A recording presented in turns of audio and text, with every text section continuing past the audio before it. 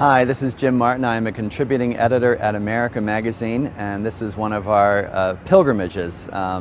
Most people, when they think of the great Trappist monk and spiritual writer Thomas Merton, think of making a pilgrimage to Gethsemane, the abbey in Kentucky where he made his home for so many years. But right here in New York, there are two places that we would like to show you. The first is Corpus Christi Church at 121st and Broadway, right near Columbia University, where Merton was a student in the late 1930s. A little personal story, when I first moved here to New York as a Jesuit, I wanted to come by to see this church, which had figured so prominently in Merton's life, but every time I came, for some reason, the door was closed. The door to Corpus Christi Church was always closed, and I never saw it until recently, until a few years ago. Now we're going to go inside and see the church, and also see the baptistry where Thomas Merton's life as a Catholic began. This was a really important part of Thomas Merton's faith journey, and while he was at Columbia University, he was very lucky to be near such a church. It had a long history of highly intellectual and very learned priests here, and still does. And so when Merton was able to sort of stumble into this church, they were able to receive the very highly intellectual Merton. He comes to his Catholicism fairly dramatically in the book The Seven-Story Mountain, as he describes it. He's reading a passage from Gerard Manley Hopkins, the Jesuit poet, and his life has kind of been building up to this conversion. He's been sort of moved in different ways to the Catholic Church, to the Christian faith, but it happens all at once, and Merton describes it in The Seven-Story Mountain. I often like to tell people that my own vocation started here at this baptistry. It was here at this very place that Thomas Merton was baptized when he was a student at Columbia University in the late 1930s. What leads to Thomas Merton's baptism? Well, a couple of things.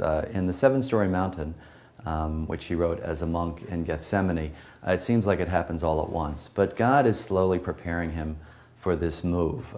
He's moved to God through art, through his pilgrimages through Europe as a young man and seeing these beautiful paintings and icons in a lot of the churches throughout Europe.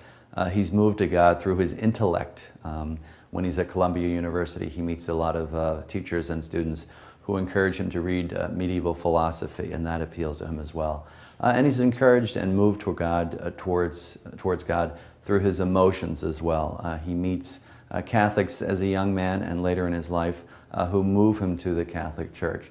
But, you know, it happens, as with many things in Merton's life, with a great degree of conviction when he finally decides that he wants to do it.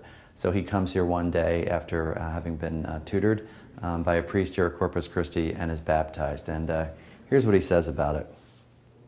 "What mountains were falling from my shoulders, what scales of dark night were peeling off my intellect to let in the inward vision of God and his truth.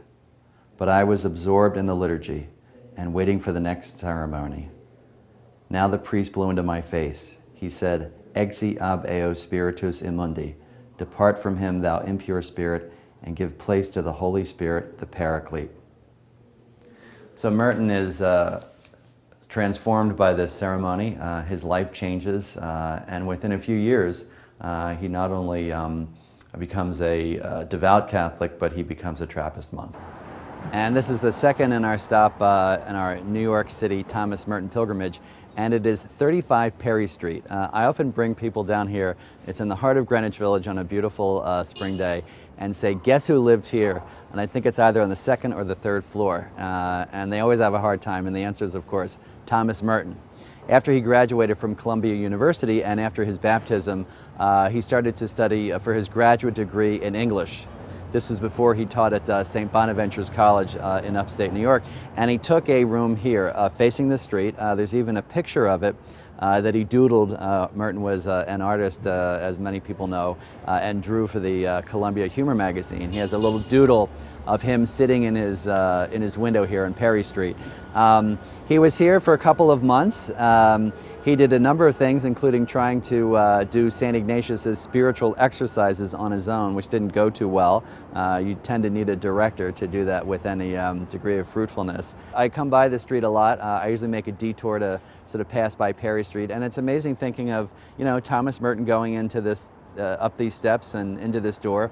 The building is pretty much unchanged. There's no plaque on it. Most people don't know that Merton lived here for a year, but I think this is a very holy building and a really important spot in Merton's life. One of the things I like about coming to Perry Street is that it's a really transitional time for Merton. He's just been baptized at Columbia, he's finished his degree, he's working en route to his graduate degree in English. He hasn't really made a decision to become a monk yet. And I think people can stress out about these transitional times. They can say, I don't know where God is leading me, where is God's voice in my life? But when we look back on the story of someone like Thomas Merton, we can see how God is powerfully at work, even in those times where we felt like we were directionless and didn't really know what to do, right? That God is always at work in our lives, moving us even if we can't see it at the time. So we're back here at Corpus Christi Church. I often like to tell people that there are 4 people responsible for my entrance into religious life and my conversion: the Father, the Son, the Holy Spirit, and Thomas Merton. What is it about Merton, and particularly this book, that strikes people?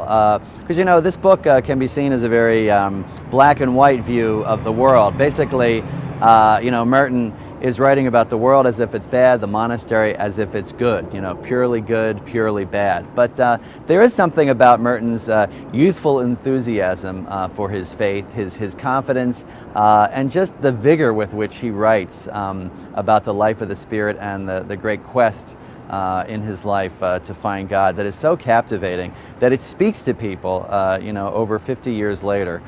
For me, it just captivated me when I read The 7-Story Mountain, and as I said, one of the places that I most wanted to see in New York City when I first moved here as a Jesuit was this central place, Corpus Christi Church, where Thomas Merton's life as a Catholic began, and I could say, in a sense, that my life as a Jesuit began. So for America Magazine, here in New York City, on one of our pilgrimages, I'm Father Jim Martin. God bless you.